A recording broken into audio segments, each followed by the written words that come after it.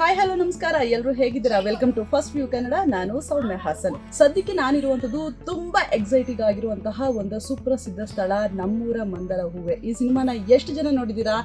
ಎಲ್ರಿಗೂ ಕೂಡ ಚೈಲ್ಡ್ಹುಡ್ ಅಲ್ಲಿ ಈ ಒಂದು ಸಿನಿಮಾ ನೆನಪಿರುತ್ತೆ. ಅದರಲ್ಲೂ ಕೂಡ 90s ಕಿಡ್ ಈ ಒಂದು ಸಿನಿಮಾವನ್ನ ಮರೆಯೋದಕ್ಕೆ ಸಾಧ್ಯನೇ ಇಲ್ಲ.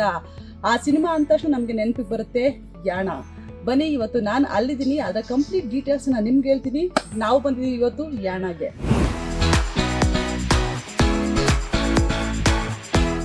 ಯಾಣ ಉತ್ತರ ಕನ್ನಡ ಜಿಲ್ಲೆಯ ಕುಮಟಾ ತಾಲೂಕಿನಲ್ಲಿರುವ ಅದ್ಭುತ ಪ್ರಕೃತಿ ಸೌಂದರ್ಯ.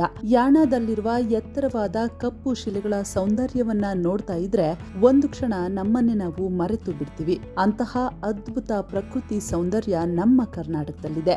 ಹಸಿರಿನ ಮಧ್ಯೆ ಟ್ರಾವೆಲ್ ಮಾಡ್ತಾ ಹೋದ್ರೆ ಯಾಣ ಶಿಖರಗಳ ಹತ್ರ ಹೋದಂತೆಲ್ಲ ಎಕ್ಸೈಟ್ಮೆಂಟ್ ಹೆಚ್ಚಾಗುತ್ತೆ. ಅದರಲ್ಲೂ ನನ್ನಂತ ಪ್ರಕೃತಿ ಪ್ರಿಯರಿಗೆ ಅದೊಂದು ಸ್ವರ್ಗ ತರ ಫೀಲ್ ಆಗತ್ತೆ.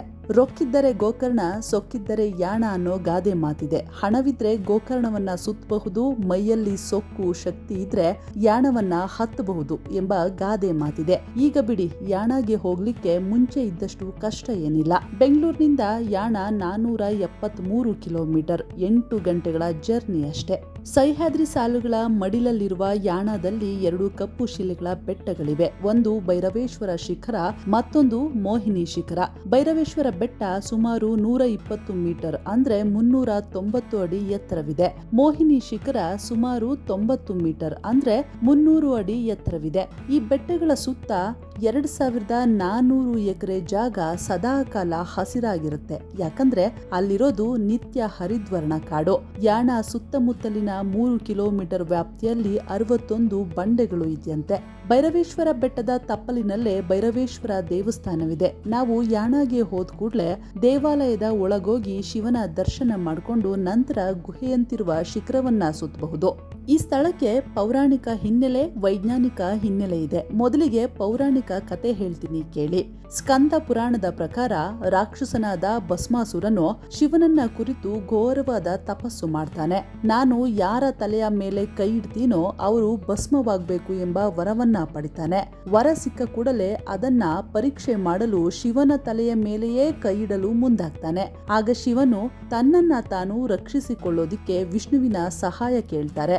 ಆಗ ವಿಷ್ಣು ಮೋಹಿನಿ ರೂಪವನ್ನ ಧರಿಸಿ ಭಸ್ಮಾಸುರನ ಮುಂದೆ ಪ್ರತ್ಯಕ್ಷನಾಗ್ತಾರೆ. ಮೋಹಿನಿಯ ರೂಪಕ್ಕೆ ಮರುಳಾದ ಭಸ್ಮಾಸುರನು ಅವಳನ್ನ ಮದುವೆಯಾಗಲು ಬಯಸ್ತಾನೆ. ಆಗ ಮೋಹಿನಿ ಒಂದು ಕಂಡೀಷನ್ ಹಾಕ್ತಾರೆ. ನನ್ನಂತೆಯೇ ನೀನು ನೃತ್ಯ ಮಾಡಬೇಕು, ಡಾನ್ಸ್ ಮಾಡಬೇಕು, ಹಾಗಾದಾಗ ಮಾತ್ರ ನಾನು ನಿನ್ನನ್ನ ಮದುವೆ ಆಗ್ತೀನಿ ಅಂತ. ಇದಕ್ಕೆ ಭಸ್ಮಾಸುರ ಕೂಡ ಓಕೆ ಅಂತಾನೆ. ಆಗ ಶುರುವಾಗುತ್ತೆ ಮೋಹಿನಿ ಹಾಗೂ ಭಸ್ಮಾಸುರನ ಡಾನ್ಸ್. ಮೋಹಿನಿಯ ಅವತಾರದಲ್ಲಿದ್ದ ವಿಷ್ಣು ನೃತ್ಯವನ್ನ ಮಾಡ್ತಾ ಮಾಡ್ತಾ ತನ್ನ ಕೈಯನ್ನ ತನ್ನದೇ ತಲೆಯ ಮೇಲೆ ಇಟ್ಟುಕೊಳ್ಳುವ ಭಂಗಿಯನ್ನ ಮಾಡ್ತಾರೆ. ಅದನ್ನೇ ಅನುಕರಿಸಿದ ಭಸ್ಮಾಸುರನು ತನ್ನ ಕೈಯನ್ನ ತನ್ನ ತಲೆಯ ಮೇಲೆ ಇಟ್ಕೊಂಡು ಭಸ್ಮವಾಗ್ತಾನೆ. ಇದು ಪುರಾಣದಲ್ಲಿರುವಂತಹ ಕತೆ. ಇನ್ನು ಈ ಯಾಣದ ಬಂಡೆಗಳನ್ನ ವೈಜ್ಞಾನಿಕವಾಗಿ ನೋಡೋದಾದ್ರೆ 3 ಮಿಲಿಯನ್ ವರ್ಷಗಳ ಹಿಂದೆ ಜ್ವಾಲಾಮುಖಿಗಳಿಂದ ಉಂಟಾದಂತಹ ಬಂಡೆಗಳಿವು, ಅಂದ್ರೆ ಶಿಖರಗಳಿವು. ಕ್ಯಾಲ್ಸಿಯಂ ಅಮೋನೈಟ್ ಕಲ್ಲುಗಳಿಂದ ಇವು ರಚನೆ ಆಗಿರುತ್ತೆ. ಈ ಬಂಡೆಗಳಲ್ಲಿ 16% ಮ್ಯಾಂಗನೀಸ್ ಇರೋದು ರಿಸರ್ಚ್ ನಿಂದ ತಿಳಿದು ಬಂದಿದೆ. ಸೊ ಸದಾಕಾಲ ಹಸಿರಾಗಿರುವಂತಹ ಈ ಒಂದು ಪ್ರಕೃತಿ ಸೌಂದರ್ಯದ ಯಾಣ ಸಾಕಷ್ಟು ಜನರನ್ನ ತನ್ನತ್ತ ಕೈಬೀಸಿ ಕರೆಯುತ್ತೆ. ಬೇರೆ ಬೇರೆ ರಾಜ್ಯದಿಂದ, ಬೇರೆ ಬೇರೆ ದೇಶದಿಂದ ಕೂಡ ಜನರು ಬರ್ತಾರೆ. ಕರ್ನಾಟಕಕ್ಕೆ ಬಂದಂತಹ ಸಾಕಷ್ಟು ಪ್ರವಾಸಿಗರು ಯಾಣಕ್ಕೆ ಭೇಟಿ ಮಾಡಿನೇ ಹೋಗ್ತಾರೆ. ನಾವೆಲ್ಲರೂ ಕೂಡ ಸಿನಿಮಾಗಳಲ್ಲಿ ಯಾಣವನ್ನ ನೋಡ್ತಾ ಇದ್ವಿ, ಆದ್ರೆ ಹತ್ತಿರದಿಂದ ಹೋಗಿ ಯಾಣವನ್ನ ನೋಡಿ ಅದನ್ನ ಸ್ಪರ್ಶ ಮಾಡಿದ್ರೆ ಅದೊಂಥರ ಎಕ್ಸೈಟ್ಮೆಂಟ್. ಅದರಲ್ಲೂ ಪ್ರಕೃತಿ ಪ್ರಿಯರಿಗೆ ತುಂಬಾ ಇಷ್ಟ ಆಗುವಂತಹ ಆ ಜಾಗ. ಸೊ ಇಂತಹ ಯಾಣಕ್ಕೆ ಹೋಗೋದಿಕ್ಕೆ ಬೆಸ್ಟ್ ಟೈಮ್ ಅಂದ್ರೆ ಅಕ್ಟೋಬರ್ನಿಂದ ಮಾರ್ಚ್ ತಿಂಗಳು. ಯಾಣಗೆ ಹೋದ್ ಕೂಡಲೇ ಪಾರ್ಕಿಂಗ್ ಜಾಗದಿಂದ 2 ಕಿಲೋಮೀಟರ್ ನಡೆದುಕೊಂಡು ಹೋಗ್ಬೋದು. ಟ್ರಕ್ ಮಾಡೋಕೆ ಆಗಲ್ಲ ಅಂತ ಅಂದ್ರೆ ಜೀಪಲ್ಲೂ ಕೂಡ ಕರ್ಕೊಂಡು ಹೋಗ್ತಾರೆ. ಜೀಪಲ್ಲೂ ಕೂಡ ನಾವು ಹೋಗ್ಬೋದು.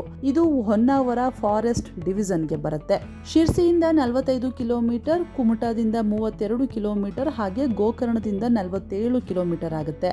ನೀವು ಕೂಡ ಟ್ರೆಕ್ಕಿಂಗ್ ಅನ್ನ, ಪ್ರಕೃತಿಯನ್ನ ಇಷ್ಟಪಡೋರಾಗಿದ್ರೆ ಯಾಣಗೆ ಒಮ್ಮೆ ಹೋಗಿ ಬನ್ನಿ, ಮನಸ್ಸು ಖುಷಿ ಆಗುತ್ತೆ.